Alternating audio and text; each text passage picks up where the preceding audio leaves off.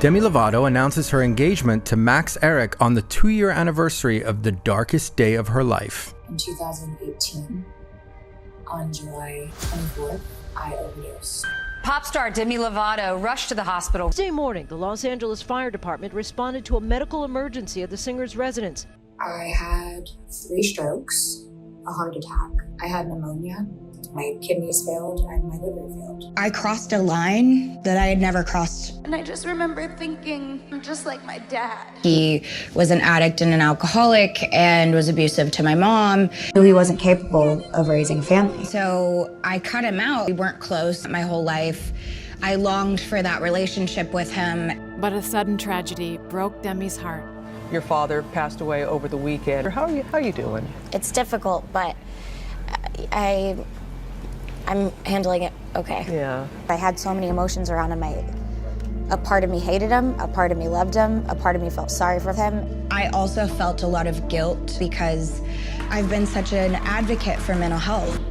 Yet here was my father who had bipolar and schizophrenia, and then on top of that, the disease of addiction, and I hadn't helped him the way that I would have helped other people. My emotions were just so built up. I didn't know what to do. It's this disease of shame and wanting to punish yourself and yet have control of your life, and whether that manifests in an eating disorder or in a drug and alcohol problem. You did the whole package, basically. Yep, everything you name it.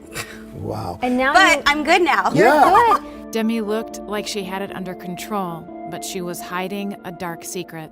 The legendary, iconic Demi, 6 years sober. None of my friends knew what I was using. I was very good at hiding the fact that I was addicted. The most important thing to Demi, it's losing people. It's losing people that she cares about and that loves her. I said I was going to bed, but the reality was that I had called one of my dealers over.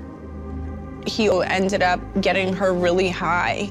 I was literally left for dead. All of the daddy issues that I'd had growing up, now I was literally discarded and abandoned.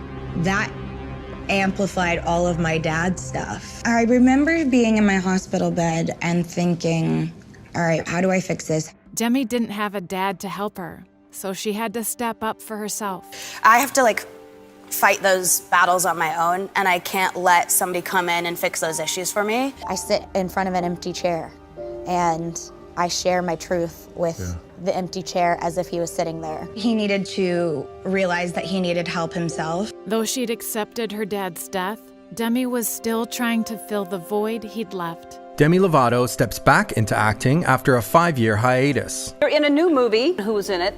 Will Ferrell, who I love. She was sharing with me how a lot of my movies really helped her through her rehab experience. They really touched me.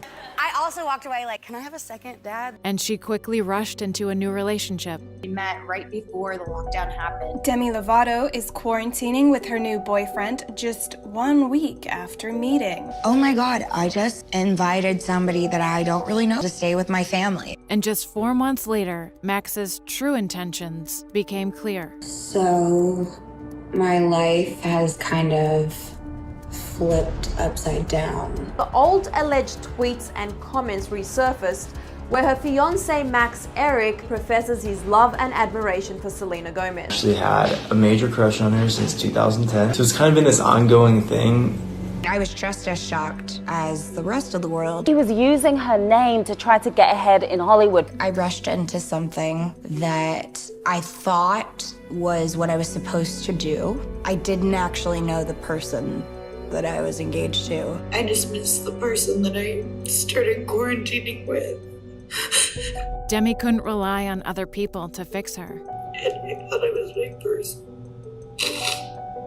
But I gotta be my person now. Demi Lovato and Max Erich have broken up. When they chose to call off the engagement, it was an incredible example of just, how she has, grown and matured and developed in terms of the ability to be in pain and be scared. I thank God that I did a lot of work on myself. I would be probably a shit show right now had I not done all my work on my issues surrounding my dad.